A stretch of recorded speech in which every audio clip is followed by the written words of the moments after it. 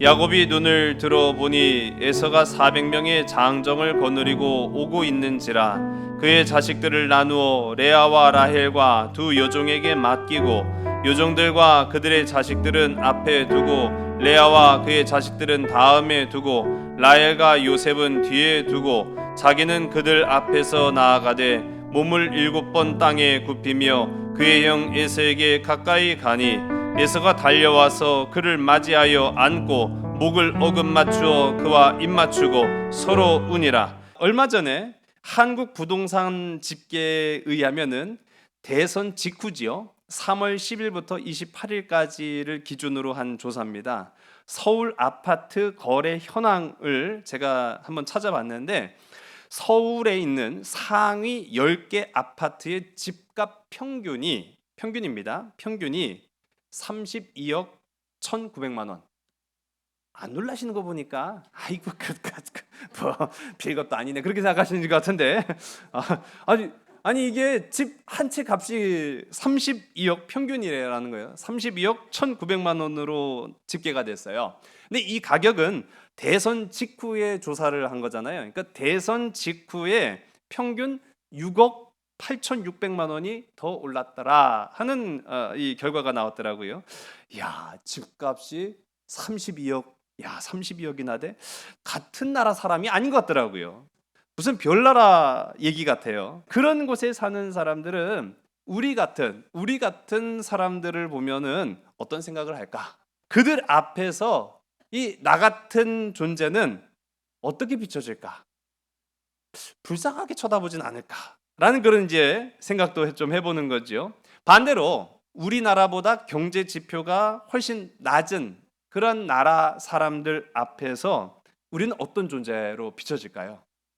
우리를 얼마나 부러워할까요? 그런 부러움을 받다 보면은 우리는요, 나도 모르게 자연스럽게 그들을 어떻게 봅니까?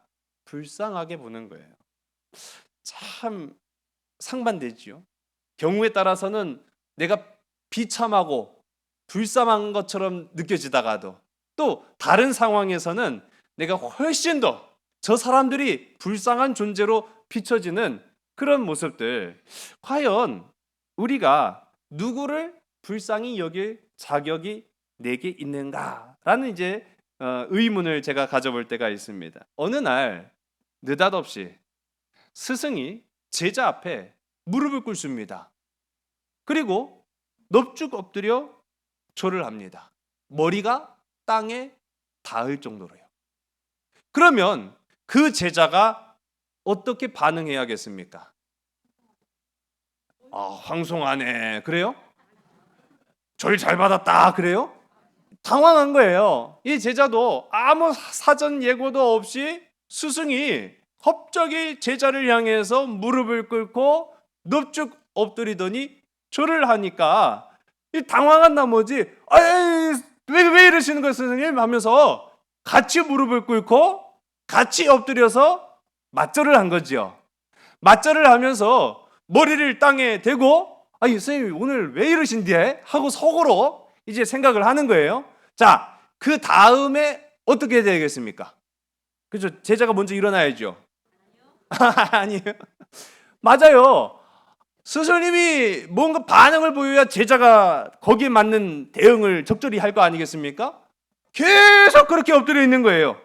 도대체 이게 무슨 일인가? 이때 마침 이 스승님이 이야기를 하는 거예요. 자네, 이제 자네는 이 순간을 기억하게, 자네가 아닌 모든 것들을 바로 이 자세로 모시게나, 불쌍하다는 느낌이나 생각이 모두 비워질 때까지 세상 가진 낮은 곳으로 자네 이마를 낮춰야 해. 그래서 자네보다 낮은 자가 없다는 이 진실을 자네 이마가 깨닫기 전에는 아무도 불쌍히 여길 수 없다네. 그 얘기를 이 엎드린 상태로 이야기를 하는 겁니다. 제자가 고개를 살짝 들고, 선생님, 그런데요, 그러면 선생님의 그 하시는 말씀은 지금 세상에 저보다 불쌍한 존재가 없다는 것을 머리로 아닌 이 이마가 깨달을 때까지, 그래서 아무도 불쌍히 여기지 말라는 그런 말씀이신가요? 이제 되물은 거예요.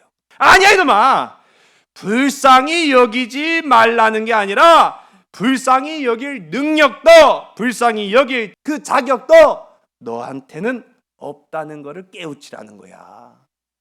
여러분, 앞서도 제가 말씀드렸잖아요. 부자 동네는요, 집 한 채 값이 진짜 뭐 32억, 40억 막 그렇게 되는데, 거기에 비하면 우리는 아무것도 아닌 존재, 불쌍한 존재예요. 그런데 우리보다 훨씬 못한 사람들 앞에서는요, 우리가 마치 정말 많은 것을 가진 것 마냥, 부자인 것 마냥, 우리가 훨씬 우월하고 뛰어난 사람인 것 마냥 우쭐해질 때가, 그들을 불쌍히 여길 때가 있더라고요. 누가 누구를 불쌍히 여길 자격이 있겠습니까? 누가 누구를 불쌍하다 판단할 능력이 있겠습니까? 아무것도 아닌 거예요. 그거를 깨우칠 때까지는 이마가 땅에 닿기까지, 이마가 땅에 닿기까지 네 스스로가 낮아져야 된다. 선생님의 이 가르침이요, 아마도 그 제자한테는 평생의 기억이 됐을 줄로 압니다. 여러분, 우리 지난주 함께 나눈 말씀 속에서 고난의 야복강가, 좌절의 야복강가, 절망의 야복강가를 이 야고비가 건너지 못하고 그 앞에서 끙끙 앓고 밤이 새도록, 다른 식솔들은 다 먼저 그 강을 떠나보냈는데 불구하고 자기 혼자 떠나지 못하고 그 안에서 끙끙 앓고 있다가 하나님의 천사, 하나님이신 거죠, 하나님과 겨루어 싸웁니다.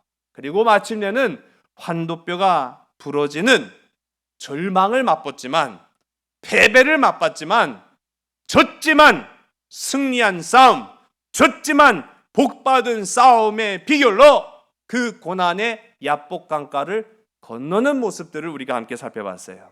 여러분, 고난이 고난으로 끝나지 않습니다. 하나님이 고난으로 찾아오실 때 하나님께 엎드려 하나님 앞에 패배를 인정할 때에 비로소 축복의 문이 활짝 열리게 되는 줄로 믿으시는 저와 여러분 되기를 주의 이름 간절히 소원합니다. 이제 그 시험의 야복강가를 지나서 야곱이 형 에서에게로 나아갑니다. 20년 만이죠. 긴 세월입니다. 오늘 우리가 함께 읽은 본문 1절과 2절의 말씀을 함께 읽습니다. 시작. 야곱이 눈을 들어보니 에서가 400명의 장정을 거느리고 오고 있는지라. 그의 자식들을 나누어 레아와 라헬과 두 여종에게 맡기고 여종들과 그들의 자식들은 앞에 두고 레아와 그의 자식들은 다음에 두고 라헬과 요셉은 뒤에 두고. 아멘. 우리 이미 예상했던 바이지요. 예상했던 대로 에서는 용병 400명을 대동해서 이 야곱에게 복수할 날만을 기다렸던 것 같아요. 그렇게 야곱이 고난을 당했어도, 그렇게 야곱이 근심과 걱정과 염려로 하나님의 옷자락을 붙잡으면서 복 달라고 했지만, 여러분, 상황이 바뀌었어요, 안 바뀌었어요? 안 바뀌었어요. 맞아요. 그 400명이 호련히 안개처럼 사라졌다거나 에서의 마음에 급격한 변화가 생겨가지고 에서가 아이고 내가 잘못했네 그랬거나 하지 않았어요. 에서는 여전히 야곱 오기만을 기다리면서 그 고용한 용병 400명과 함께 이놈 오기만 해봐라 죽여버리겠다, 그런 이제 마음을 갖고 있었던 것 같아요. 자, 그런데 오늘 우리가 함께 읽은 이 본문의 말씀처럼 달라졌어요. 달라졌어요. 여러분, 뭐가 달라졌을까요? 야곱이 달라진 거예요. 야곱이 달라진 거예요. 오늘 고난을 맞이한 이후에 우리의 상황이 바뀌지 않을 수도 있습니다. 여러분, 낙심하지 마세요. 고난 후에 복이 온다? 그건 정말 하나님의 큰 은혜죠. 맞아요. 그런데 고난 후에 오는 복을 우리는요, 상황이 바뀌는 것으로 착각할 때가 있어요. 고난 후에 내게 주어질 복을 무언가 다른 사람들이 나를 환대하거나 나에게 대한 태도가 변하는 것으로 착각할 때가 있어요. 아니에요. 바뀌지 않을 수가 있어요. 받게 될 게 있습니다. 바로 나 자신이 받게 되는 거예요. 나 자신이 받게 되는 거예요. 지금 판이 달라졌어요. 어떤 판이 달라졌을까요? 야곱이 달라진 거예요. 야곱이. 야복강을 건너기 전 야곱과 야복강을 건넌 후 야곱이 달라진 거예요. 인생의 전환점이 되었던 것입니다. 오늘 저와 여러분의 삶 속에도 하나님의 은혜가, 하나님의 사랑이, 예수 그리스도의 십자가가 저와 여러분의 인생의 전환점 되어지기를 주의 간절히 소원합니다. 이 야곱의 태도가 달라진 거예요. 이전에는 계산적이고, 이전에는 이성적으로만 판단하고, 이전에는 꼼수를 썼었죠. 속임수도 썼었죠. 그랬던 이 야곱. 근데 이 야곱이요, 오늘 우리가 함께 읽은 이 말씀 보니까 형 에서에게로 갔어요. 근데 먼저 보낸 자기 식솔들이 있잖아요. 근데 이 식솔들도 이 에서의 위압적인 태도 때문에 더 이상 나아가지 못하고 그냥 그 전에 머무르고 있었던 것을 우리가 봅니다. 야곱이 전 같았으면은 왜 안 가고 있었어? 먼저 보냈으면 형한테 가서 나 대신에 빌든지 사죄를 하든지 그렇게 했어야 될 거 아니야. 아마 그랬을지도 모르겠어요. 그랬겠죠. 그런 의도였으니까 먼저 보낸 거 아니겠습니까?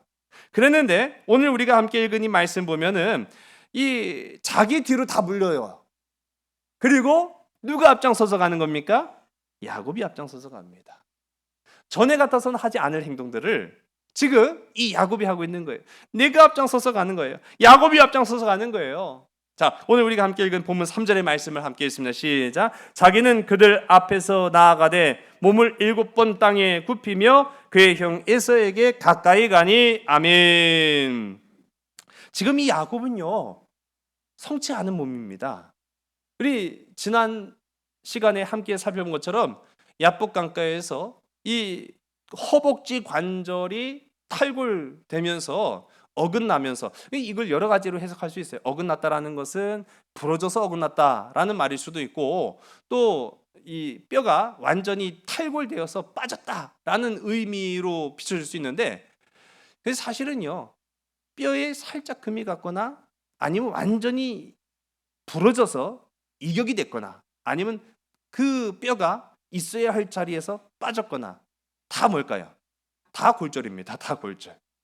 안 아픈 게 없어요. 살짝 금이 가면 우리는 이거 별거 아니야, 금만 갔을 뿐이야. 아니에요. 겪어보지 않은 분들은 모르는 거죠. 살짝 금만 가도 골절이에요. 야곱이 허벅지 관절이 그렇게 골절됨으로 주저앉은 사람이었습니다. 그래도 가야죠. 가야 하니까 어떻게 됩니까? 쩔뚝거리면서 갈 수밖에 없었던 거예요. 쩔뚝거리면서 가는 이 야곱의 모습, 전과는 달라진 겁니다. 그런데 그냥 그렇게 쩔뚝거리는 모습으로만 바뀐 게 아니라 오늘 우리가 함께 읽은 이 본문의 말씀을 보면 이 야곱이 형 에서에게 나아갈 때 뭐 하고 있었죠? 절을 했다라는 거예요. 맞아요. 절을 합니다. 그냥 나도 모르게 주저앉은 척해갖고 아이고 저놈이 절을 한겨, 주저앉은겨, 그런 착각을 불러일으킨 게 아니라 절을 한 거예요. 오늘 우리가 함께 읽은 본문의 말씀 보면은 진짜 그는 예를 갖춰서 절을 한 겁니다. 형에게 몇 번 했죠? 그렇습니다. 7번을 했어요.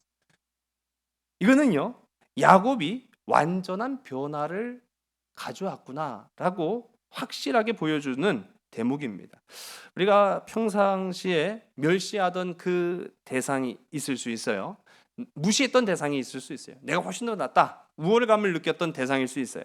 그런데 내가 그렇게 평상시 멸시하고 또 모멸했던 그 대상 앞에 무릎을 꿇는다는 것은 자존심 상하는 일이죠. 아니요, 자존심 상할 문제가 아니라 그거는 죽지 않으면 못할 짓이에요. 그런데 여러분 생각해 보세요. 이 야곱의 마음속에 은근히 그런 우월감이 있었던 거예요. 쌍둥이로 태어났어요. 뭐 몇 분 차이도 아니에요. 몇 년 차이로 태어난 형제도 아니에요. 쌍둥이로 태어났어요. 근데 이놈은 뭐 몸만 쓸 줄 알지, 아이 순 바보 멍청이, 이 바보 천치입니다. 그러니 야곱이 갖고 놀기에는, 이거 좀 심한 표현이긴 한데요, 그냥 얼마든지 꼭두각시 노릇을 했던, 그래서 20년 전에 그렇게 속여먹은 거 아니겠습니까? 그래서 야곱의 마음속에 은근히 나보다 훨씬 못한 존재로 여겼던 이 형에서, 우리가 이제 본문의 말씀 보면은요, 형 하니까 또 주인도 해요. 그렇게 하니까 굉장히 높아 보이는데 쌍둥이에요. 아니, 그랬던 이 형에게 7번 절을 합니다. 이거는요, 강제로 그렇게 시켜도 못할 짓이에요. 자존심 상하거든요. 아이고, 저놈이 뭐 나보다 1년을 앞서기를 했어, 2년을 앞서기를 했어, 몇 번을 앞서기를 했어, 그렇게 생각할 수 있거든요. 1637년 우리나라 얘기를 하는 거예요. 1637년 1월 25일 아침에 청나라의 기마부대가 꽁꽁한 강을 건너왔어요. 조선의 포위망을 뚫고 기습적으로 내려와서 우리가 이제 막을 여력도 없었습니다. 밀려서 남한산성까지 밀고 들어옵니다. 이 남한산성 안에는 인조가 숨어 있었어요. 다른 방법이 없었어요. 뾰족한 수가 없었습니다. 필사의 저항을 했지만 이 훨씬 강력한 군사력을 가지고 있었던 이 청나라 부대한테는 역부족이었어요. 1월 31일이죠. 5일이 지난 뒤에 모멸감이 몰려왔지만 더 이상 손쓸 방법이 없었으므로 굴복할 수밖에 없었습니다. 우리가 이 항복의 11개 조건을 걸어요. 그 정축화약이라고 하는데, 이 인조가 정축화약, 이 항복의 11개 조건을 걸면서 항복 문서를 전달합니다. 인조가 묘시가 새벽 5시부터 아침 7시 사이입니다. 이른 아침을 말하는 거죠. 이 인조가 이른 아침 대신들과 삼전도에 가서 청나라 천태종한테 머리를 조아립니다. 제가 오늘 이 본문 말씀에서 야곱이 형 에서에게 머리를 조아리며 7번 절했던 그 모습을 딱 생각해 보니까, 인조가 왕의 옷을 벗어던지고 이 평상복을 입은 채로 청나라 홍타이지 앞에 나아가서 삼배구고두, 이 삼배구고두라는 것을 행해요. 3번 절하고 9번 머리를 조아린다라는 것입니다. 이 당시 천태종은요, 9개의 계단으로 이루어진 수항단에 앉아 있는데, 이게요, 굉장히 높은 단을, 이동식 그 단을 가지고 다니는 거예요. 황제의 권위라는 거죠. 그 위에 앉아 있는 청태종을 향해서 예를 갖추는 것이 이 삼배구고두인데, 이 삼배구고두라는 것은요, 우리나라 전통 예법이 아닙니다. 그러니까 한 번 절하고 머리를 3번 조아리고, 또 한 번 엎드려서 절하고 머리를 3번 땅에 닿게끔 조아리고, 옛날 그 드라마 보면은 이마에 막 피가 날 정도로 막 절을 하는 그런 모습들이 나타나고 있는데, 실제로는 그렇지 않아요. 그런 건 아니고, 어쨌든 왕이 땅에다가 머리를 닿을 정도로 절을 했다는 것만으로도 이건 상당한 수치예요. 수치, 모욕이고 수치입니다. 그렇게 이 삼배구고두를 하게 되는데, 이거는 앞서도 우리나라 전통 예법이 아니라 여진족의 전통 예식을 따른 거예요. 그러니 항복할 때조차도 우리의 방식이 아닌 그들의 방식으로 항복할 수밖에 없었던 겁니다. 얼마나 이게 치욕입니까? 근데 이 수치는요, 여기서 끝나지 않아요. 이 천태종이 용서를 해주는 대가로 어떻게 됩니까? 아까 전에도 이제 항복의 11개 조건이 들어져요. 근데 항복의 11개 조건 말고 이제 조선이 청나라와 군신의 관계를 이루었다라는 것을 비로소 써서 세워라. 그걸 우리가 이제 삼전도비라고 이야기하죠. 그리고 화면 속에 보시는 바로 이겁니다. 지금 이제 여의도에 있죠. 롯데월드 앞에 있어요. 관심이 없으면 잘 보이지도 않아요. 네. 롯데타워, 롯데월드 그 사이에 있는 석촌호수 가운데 있거든요. 그런데 이 삼전도비라고 하는 것이요, 진짜 그야말로 수치 중에 수치인 거예요. 그전에는 우리가 청나라는 사람 취급도 안 했었거든요. 오랑캐라고 불렀어요. 오랑캐.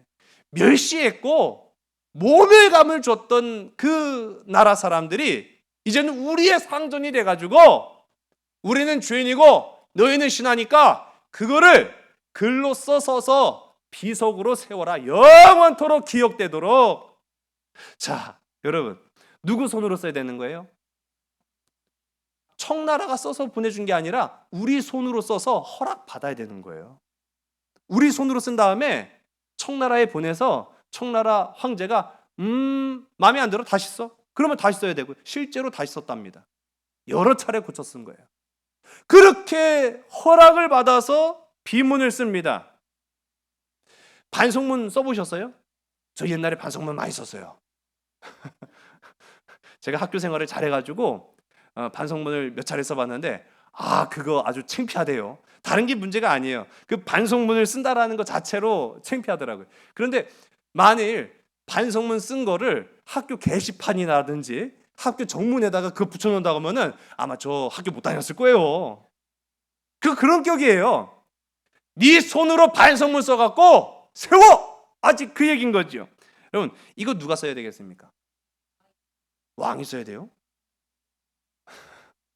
왕이 쓰고 싶겠어요? 왕이 안 쓰죠. 누군가는 써야 돼요. 근데 중요한 거는 누군가는 써야 된다라는 거예요. 근데 신하들도 다 같은 마음이에요. 이걸 누가 쓰고 싶겠어요? 반성문을 쓰라고 하는 것도 신으른데 내 손으로 잘못했습니다. 그런 내용이에요. 여기 보면은 잘못했습니다. 저는 주인의 영원한 종입니다. 뭐 그런 내용인 거예요. 그런 반성문을 써갖고 올리는 게 누가 하고 싶은 마음이 있겠어요? 너도 나도 할 것 없이 사양을 하는데 어쨌든 간에 인조는 마음이 급했어요. 빨리 써야만 하거든요. 안 그러면 또 쳐들어온다고 하니까. 그래서 인조가 세 사람을 시킵니다. 이경석, 장유, 조이일. 이 세 사람한테 쓰도록 했습니다. 어떻게 됐을까요? 정말 쓰기 싫어 죽겠는데 억지로 썼겠죠. 앞서도 말씀드린 것처럼 여러 차례 다시 써. 그렇게 하고 다시 씁니다. 이들은요, 후대까지 손가락질 받아요. 내가 언제 쓰고 싶어서 썼나? 왕이 시키니까 어쩔 수 없었지. 그런데도 불구하고 저 나쁜 놈들 저거 청나라를 찬양이나 하고 손가락질 받았다는 거예요.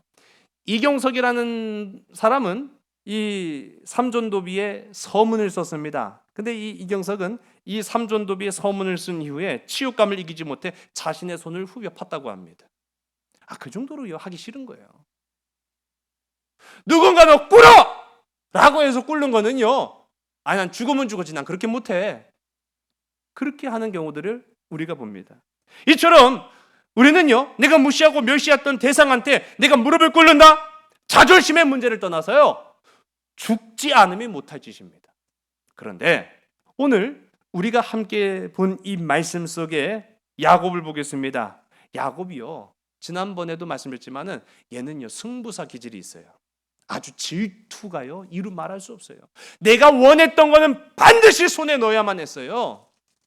그리고 이 야곱은 자존심이 셌어요. 그 자존심 센 야곱이 몇 분 차이도 아니고 몇 초 차이로 자기보다 먼저 앞선 이 형 에서, 그리고 내가 생각할 때는 나보다 한참 못한 저 멍청이 모질이 그 형 에서한테 무릎을 꿇는다? 절을 한다? 잘못했다고 사과한다? 7번이나 절을 했다라고 성경이 말하고 있습니다. 참 대단한 거예요. 이게 뭐 대단하다기보다는 이거는 죽지 않으면 못할 짓입니다. 그런데 이 야곱은요, 어떻습니까? 야복 강가에서 자기 자신을 다 쏟아부은 사람이 바로 이 야곱이었어요. 한마디로 말하면 야곱은 이미 죽었다라는 거예요. 이미 죽었다는 거죠. 야곱은요, 이 인조처럼 어쩔 수 없어서 누가 시켜서 7번 절한 것이 아니라 스스로 불쌍하다고 여겨져서 자기 자신을 낮춘 것이 아니라 기꺼이 형 에서 앞에 무릎을 꿇고 7번 절을 합니다. 야곱은요, 힘줄이 끊어져 땅에 주저앉는 순간 내 지식, 내 재력, 내 힘으로 안 된다는 사실을 깨닫는 순간, 이마가 땅에 다 몸이 깨닫는 순간, 패배를 깨닫는 그 순간, 그때야 비로소 내가 아무것도 아닌 존재로구나. 내가 아무것도 아닌 존재이지만 하나님의 복을 붙잡는 순간 하나님의 복 받는 자가 되는구나. 여러분, 우리도 마찬가지입니다. 우리 아무것도 아닌 존재예요. 우리는 아무것도 아닌 존재예요. 우리는 30억, 40억 되는 집에서 살 형편도 아닌 사람들도 있을지 모르겠습니다. 그러나 우리가 아무것도 아닌 존재이지나 하나님의 옷자락을 붙잡는 순간 하나님이 우리에게 승리와 복을 주시는 줄로 믿으시기 바랍니다. 한마디로 말하면 죽기 전에 죽었다라는 겁니다. 우리 한번 따라해요. 죽기 전에 죽어야 합니다. 여러분, 맞습니다. 죽기 전에 죽어야 되는 거예요. 살면 죽습니다. 그러나 죽으면 삽니다. 이게 오늘 성경이 우리에게 보여주시는 이치예요. 만일 이 야복 강가에서 다 내려놓지 못하고 야곱이 뻣뻣한 목으로 형 에서 앞에 가서 형 잘 써서 뭐 20년 전 일이야 뭐 그럴 수도 있는 거 아니겠어? 강산이 2번 도변했겠다. 이제 그만 좀 이해하고 넘어가자고. 그럼 어떻게 됐을까요? 그렇죠. 잘 아시네요. 100% 죽습니다. 뭐 꼬르륵 째칼 새도 없어요. 뻔한 거짓 사과도 통하지 않았을 겁니다. 내 자아가 죽어야 삽니다. 내 본성이 죽어야 삽니다. 여러분, 우리 한번 따라해봐요. 나는 죽고 예수로 살아야 합니다. 오늘 이 시간 저와 여러분, 우리의 마음속에 내가 죽고 내 안에 나의 주인이 되신 주님이 사는 저와 여러분 되기를 주의 간절히 소원합니다. 나는 죽고 예수로 산다는 말 들어보셨을 거예요. 그러나 쉽지 않습니다. 제가 중학교 때요. 제가 중학교 때는 그 밥상에서 온 가족 둘러앉아서 밥을 먹었거든요. 아침에 밥을 먹고 있더라니까요. 전화가 와요. 그런데 제가 그 전화를 내가 받았어야 되는데 저희 어머니가 전화를 받으신 거예요. 여보세요? 그런데 아닌데요? 그러는 거예요. 그럼 뭐가 아닌가 하고 생각했어요. 아니요, 저희는 아닌데요? 그러는 거예요. 그래서 뭐가 아니지? 그랬더니 저희는 비디오 빌린 적 없어요. 아마 기억하실 거예요. 옛날에는 비디오를 다 비디오 가게에서 빌려서 보고 갖다 주고 그렇게 했습니다. 그런데 반나절을 지나면 전화가 와요. 근데 저희 어머니가 전화를 받아, 아니요, 저희는 비디오 빌린 적 없는데. 누가 빌렸어요? 제가 빌린 거예요. 제가 빌렸던 거예요. 그 생각이 딱 부르네. 엄마 왜? 그거 뭐? 내가 빌렸어. 네가 빌렸어? 그러시는 거예요. 그러면서 뭐 며칠이나 이틀 지났다는 거예요. 죄송, 이틀 지났는데 뭐 벌써 전화를 하고 난리야. 그런데요, 세상에 제가 부모님한테 얘기를 안 한 이유가 있죠. 뭘 그렇게 잘 아세요? 이상한 거 안 빌렸어요. 그런데 제가 사실은 부모님 안 계실 때 혼자 볼 목적으로 빌린 건 맞아요. 이 부모님 안 계실 때 혼자 봐야지 라고 했는데 어딜 안 가셔. 그래갖고 언제 보나 그러다가 깜빡하고 저도 깜빡한 거예요. 그래서 전화가 온 거죠. 제목이요, 근데 조금 그래요. 죽어야 사는 여자. 절대 이상한 영화 아닙니다. 15세 관람가예요. 15세 관람가인데 제가 그때 한 14살인가 그랬던 것 같아요. 제목이 좀 이상하니까 저희 어머니가 야, 뭐 죽어야 사는 여자? 아니 엄마 그런 거 아니 절대 아니야. 그런 거 절대 아니야. 그랬더니요 저희 아버지가 뭐라고 하셨을까요? 야 그 밥 먹고 보자야. 그 밥 먹고요 온 가족이 둘러앉아서 죽어야 사는 여자를 봤다는 거 아니에요. 아 근데 세상에 15세 관람가인데 조금 껄쩍지근하긴 한 장면이 있더라고요 보니까. 아 제가 그걸 보는데 막 재미가 있었을까요 없었을까요? 재미 하나 없죠. 막 진땀이 막 나는데 이상한 것도 나온 거 아니야 막 그래가지고.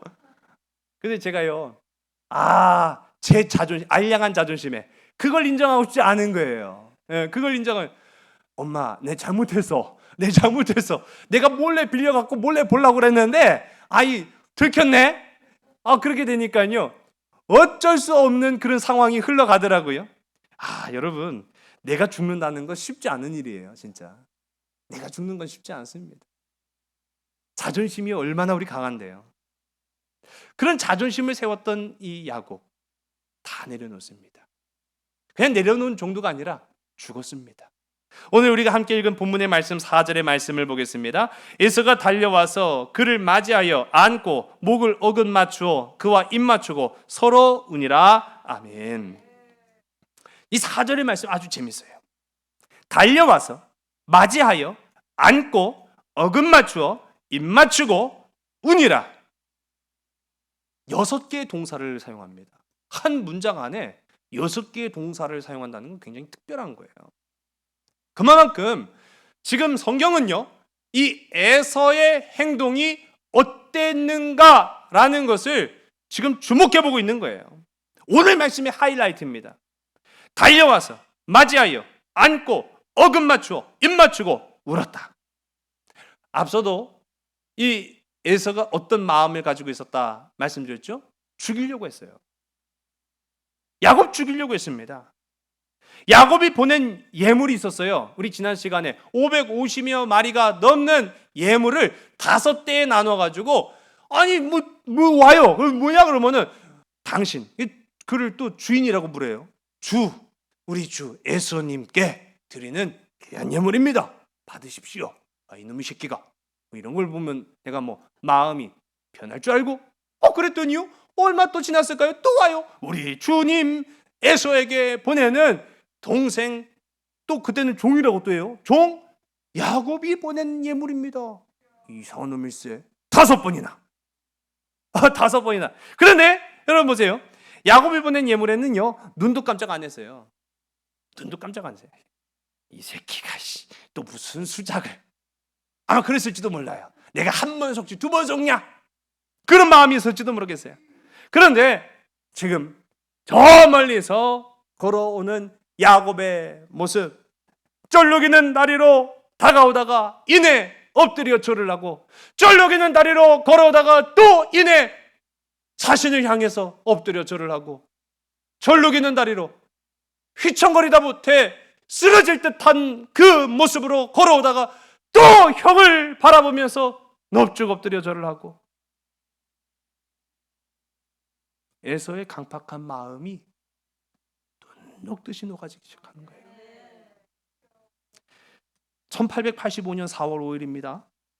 우리 기독교 감리교 역사에 아주 큰 획을 그은 사건이지요. 일본을 거쳐 제물포항을 통해서 이 땅에 발을 내디딘 아펜젤러 선교사. 우리 화면에 보시는 우리 감리교 선교사, 우리나라 선교 최초의 선교사로 우리가 기록이 되어 있죠. 이 아펜젤러 선교사님이 1885년부터 복음을 선포하기 시작합니다. 예수 그리스도의 말씀을 증거합니다. 1901년 이 아펜젤러 목사님이 안식년을 맞아서 고국 땅 미국으로 돌아가는데 자그마치 우리나라에서 16년 동안 사역을 하시다가 돌아간 거예요. 그런데 아주 영구 귀국한 게 아니라 안식년을 맞이해서 잠깐 들어갔다가 다시 들어올 목적이었어요. 그런데 이 귀국한 아펜젤러 목사님을 보고 그의 친구들 그리고 그의 가족들 깜짝 놀랐어요. 아펜젤러 목사님이 80kg였거든요. 60kg로 20kg 가까이가 16년 동안 빠진 거예요. 얼굴은요 팍 늙은 게 아버지보다 더 늙어 보이는 거예요. 얘가 얼마나 고생을 했길래, 얘가 얼마나 힘들었길래 자기 아들이 자기보다 더 늙어 보여요. 80kg의 정정한 사람이 60kg 뼈만 남은 사람이 된 거예요. 안식년을 다 마치고 돌아갈 채비를 합니다. 야, 가지 마라, 가지 마라. 너 가면 죽을 것 같다. 너 그 고생의 땅 조선으로 가지 마라. 너 여기서 그냥 묵회하자. 아펜젤로 목사님은 아니에요. 전 조선으로 돌아갑니다. 전 조선에 묻히기로 결심했습니다. 여러분, 저는 이 에서의 심경적 변화가 마치 이와 같지 않았을까라는 생각을 해요. 자신과 똑같은 쌍둥이에요. 나를 퉁치고 갔으면, 내 아버지를 속였으면 더 잘 먹고 잘 살겠다고 그렇게 속였으면은 더 얼굴이 팽팽해져 갖고 그렇게 돌아왔어야 되는데, 쩔뚝거리는 모습으로 저 멀리서부터 온 피틀피틀거리며 오르는데, 그 고생한 20년의 흔적이 나보다 더 나이 들어 보이는 거예요. 그래서 이 마음이 무너집니다. 아, 저놈 고생 많이 했겠구나. 여러분, 이 마음을 누가 주셨을까요? 그렇습니다. 긍휼의 마음을 하나님이 주신 거예요. 에서 스스로 그렇게 마음 먹었던 것이 아니라 긍휼의 마음을 하나님이 주신 거예요. 내가 쟤를 불쌍하게 생각해야지라고 해서 된 것이 아닙니다. 억지로 해서 된 것이 아닙니다. 하나님이 그런 긍휼의 마음을 주시니까 에서의 마음이 눈 녹듯이 녹아져 내립니다. 이 두 형제는 울음을 터뜨리며 부둥켜 안고 화해하는 모습들을 우리가 이 성경 가운데 보게 됩니다. 여러분, 이 화해, 이 기쁨은 죽어서야 맛보는 하나님의 은혜인 줄로 믿으신 여러분 되시기 바랍니다. 살면은 절대로 맛보지 못하는 것들이에요. 그러나 오늘 우리가 하나님 앞에 엎드려 나는 죽었습니다! 라고 고백할 때 누리는 참된 기쁨, 용서의 기쁨, 화해의 기쁨, 사랑의 기쁨, 구원의 기쁨. 오늘 이 말씀을 통해서 저와 여러분 삶 속에 적용하기를 주의 이름 간절히 소원합니다. 사람이 죽으면요, 마음이 넉넉해진다고 합니다. 그렇게 해보셨어요? 아니, 죽으면 당연히 죽는 거죠. 그런데요, 정말로 죽었구나, 나는 정말 죽었구나 라는 마음을 가질 때가 있어요. 야곱은요, 야복강가에서 죽었어요. 그렇게 죽으니까요, 마음의 여유가 생겼어요. 죽기 전에 죽어야 된다라는 사실입니다. 우리 다시 한번 죽기 전에 죽어야 합니다. 사람 앞에 자존심 세울 일 있습니다. 내가 죽어도 패배를 인정하고 싶지 않은 그런 상황들이 있습니다. 그런데 명심해야 돼요. 내가 죽어야 됩니다. 저 사람이 죽어야 돼, 저 놈이 죽어야 돼, 그게 아니더라고요. 내가 죽어야 합니다. 죽기 전에 죽어야 구원의 은혜가 임하게 된다라는 사실입니다. 우리 한번 고백해 봅시다. 나 오늘도 하나님 앞에서 죽은 목숨입니다. 나 오늘도 하나님 앞에서 죽은 목숨입니다. 기도하시겠습니다. 아버지 하나님, 야복을 죽음으로 건널 수밖에 없었던 야곱이지만은 죽기 전에 죽었기에 그는 살 수 있었습니다. 오늘 우리가 이 세상 살아가면서 결코 내려놓고 싶지 않은 우리 인생의 자존심, 결코 인정하고 싶지 않은 우리의 삶의 패배, 그러나 오늘 이 시간 우리도 야복강가에서 자기 자신을 다 내려놓을 수밖에 없었던 이 야곱처럼 죽게 하여 주시옵소서. 죽음으로써 은혜를 맛보게 하시고 죽음으로써 구원의 영광 가운데 서 있는 나는 죽고 예수 그리스도의 십자가로 다시 사는 우리 모든 믿음의 지체들 다 되게 인도하여 주시옵소서. 모든 것을 주께 온전히 의탁하오며 참 사랑 되시는 나사렛 예수 그리스도 이름으로 감사하며 간절히 기도드리사옵나이다. 아멘.